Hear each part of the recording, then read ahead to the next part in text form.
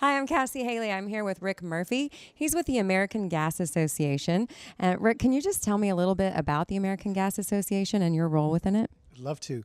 The American Gas Association is the industry association for the natural gas distribution companies across the country. So the natural gas industry is made up of three primary sectors: the production sector that produces the gas out of the underground and then injects it into the interstate pipeline, and then the interstate pipeline delivers it to our members who actually take that gas and deliver it through their local distribution network to homes and businesses in the country. So my role at AGA is to work with our member companies to advance the efficient use of natural gas in homes and buildings.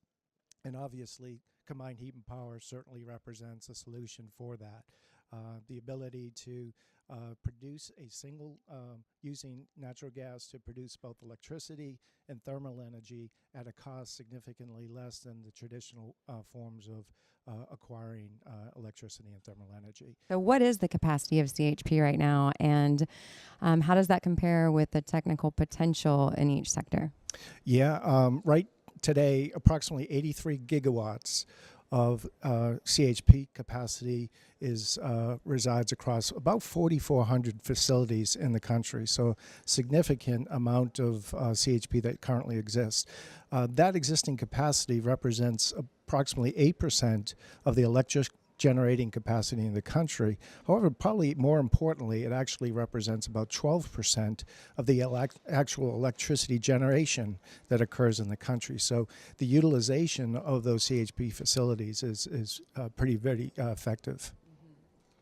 Now, the issue about what the potential is out there, it varies depending upon how you're measuring potential. Are you measuring strictly any potential CHP facility across the country, or do you start to layer in where that potential can actually be economically justified? So at a minimum, there's the opportunity to double our existing capacity. So at least another 82 gigawatts, but well over 100 gigawatts really resides out there for additional opportunities.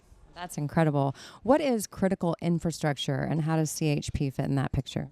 Yeah, good question. Critical infrastructure actually has become a really important issue lately, and it's primarily attributable to the increasing number of severe weather events and the economic impact that has had, and also the impact on the communities at large. So critical infrastructure represents those critical facilities that need to operate, whether there's a weather outage or a weather event or just normal business. So the importance of keeping those facilities up and running to produce both electricity and thermal energy really is what the definition. Now, the applications that fall into critical infrastructure includes hospitals, universities, data centers. All of those facilities that you would think of are really dependent upon electricity and thermal energy.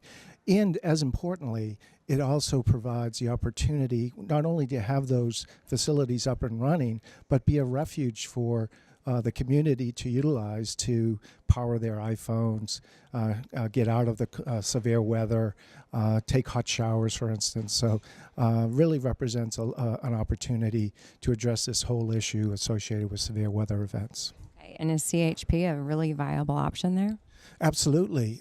We've had unfortunately, a number of severe weather events just recently this past fall with Hurricanes Irma and Harvey, and as well as Hurricane Sandy going back a number of years.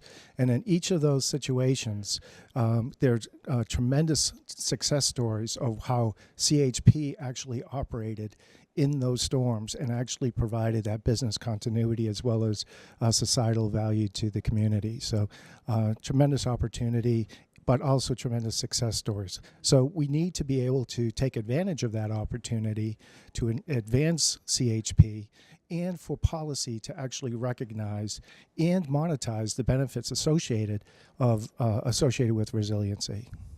Now tell me real quickly how combined heat and power meets the accelerated resiliency. So the Department of Energy has undertaken an initiative, and kudos to them for recognizing the importance of resiliency and what CHP can do.